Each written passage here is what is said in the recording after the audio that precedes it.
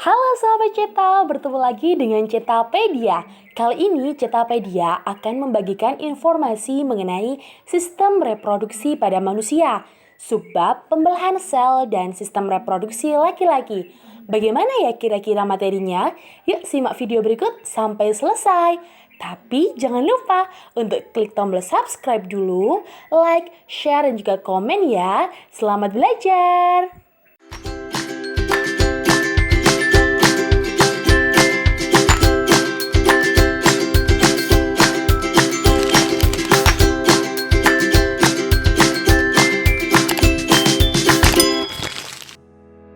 Pernahkah kamu berpikir bagaimana ibu bisa mengandungmu?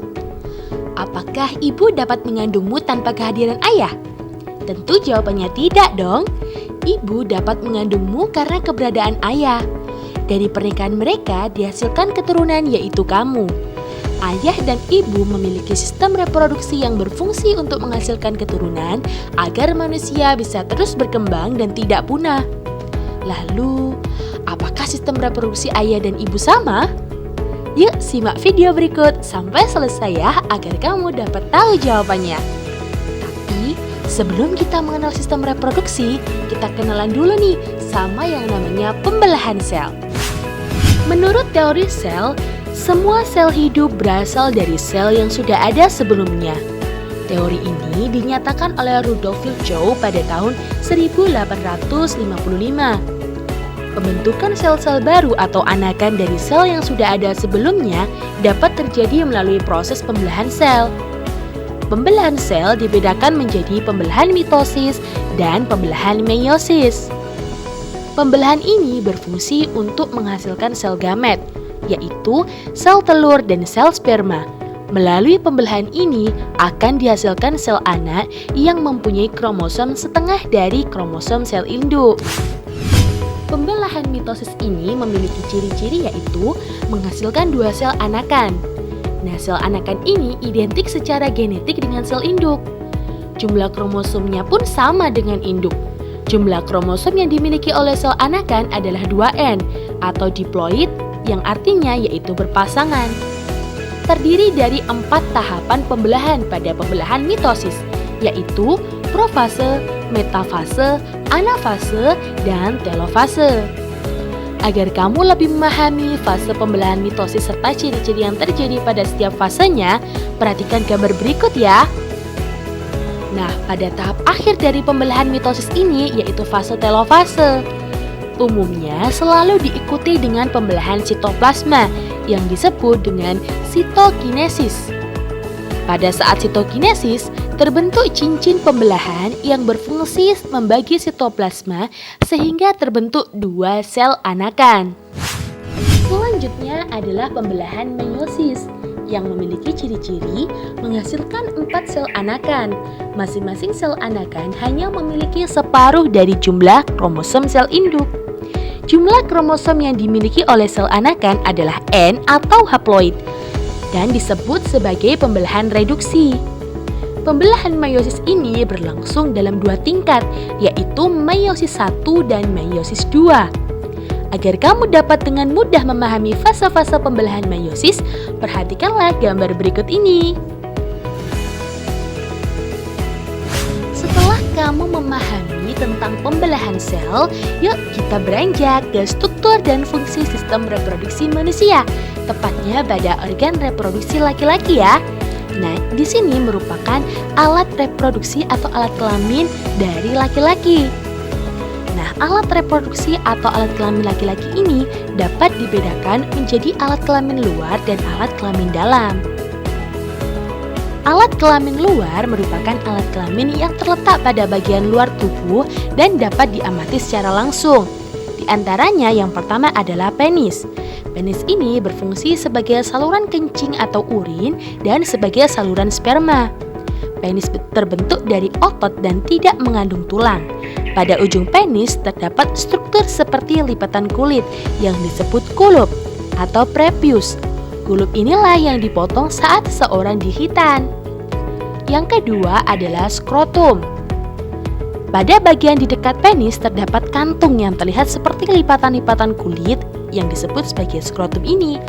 Pada skrotum tersebut terdapat 2 buah sepasang testis atau buah zakat yang berbentuk bulat telur. Skrotum berfungsi menjaga suhu testis agar sesuai dengan produksi sperma. Sedangkan untuk alat kelamin dalam ada testis, bagian yang berbentuk bulat telur yang tersimpan dalam skrotum, berfungsi untuk memproduksi sperma dan hormon testosteron. Pada usia 13-14 tahun, testis mulai memproduksi sperma atau sel kelamin jantan dan juga hormon testosteron. Sperma merupakan sel tunggal yang mempunyai ekor dan kepala yang merupakan sel kelamin bagi laki-laki. Sedangkan hormon testosteron adalah senyawa yang dapat menyebabkan perubahan fisik pada anak laki-laki, yaitu membesarnya jakun dan tumbuhnya rambut pada tempat-tempat tertentu, misalnya kumis.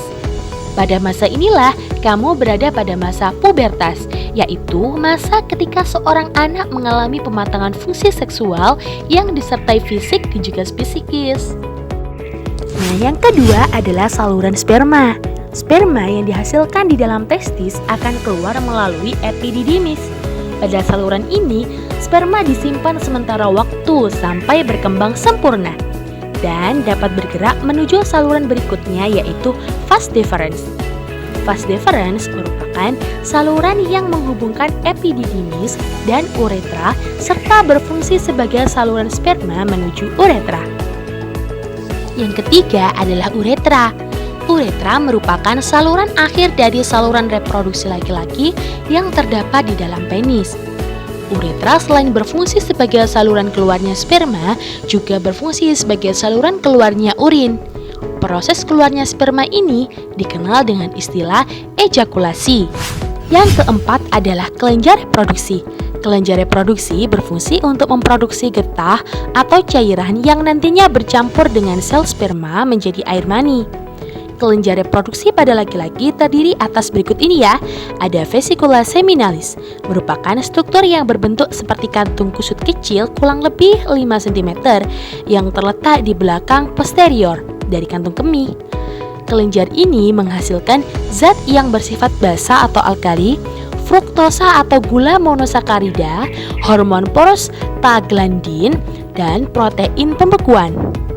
Yang kedua ada kelenjar prostat yang berfungsi menghasilkan cairan keputih-putihan sedikit asam dengan pH 6,5 dan mengandung beberapa zat, yaitu asam sitrat yang digunakan untuk menghasilkan energi ATP dan beberapa enzim yaitu pepsinogen, lisozim, dan amilase, serta seminal plasmin yang berfungsi sebagai antibiotik untuk membunuh bakteri dalam saluran reproduksi. Nah, kelenjar yang ketiga ada kelenjar Cooper atau bulbouretra.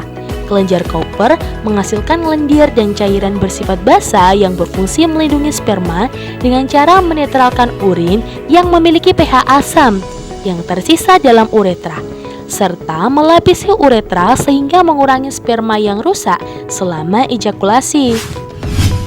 Pada umumnya, volume air mani yang dikeluarkan sebesar 2,5 sampai 5 ml.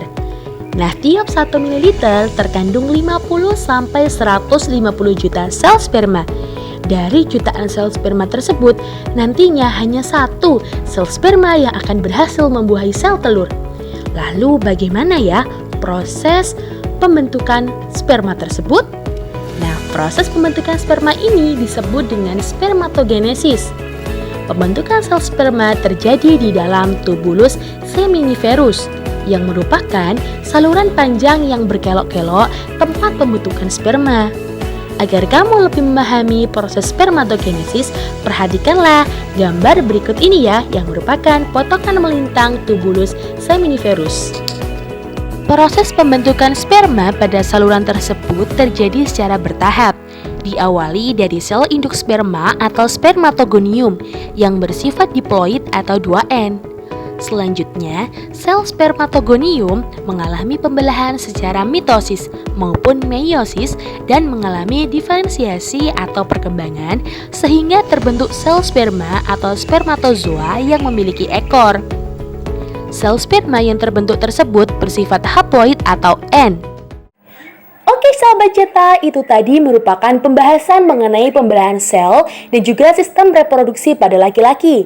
Kita lanjut ke part 2 ya, tentang sistem reproduksi pada perempuan nih. Kira-kira sama nggak sih dengan sistem reproduksi laki-laki? Jangan lupa klik tombol subscribe dulu agar kalian tidak ketinggalan saat ada video baru dari Cetapedia. Terima kasih.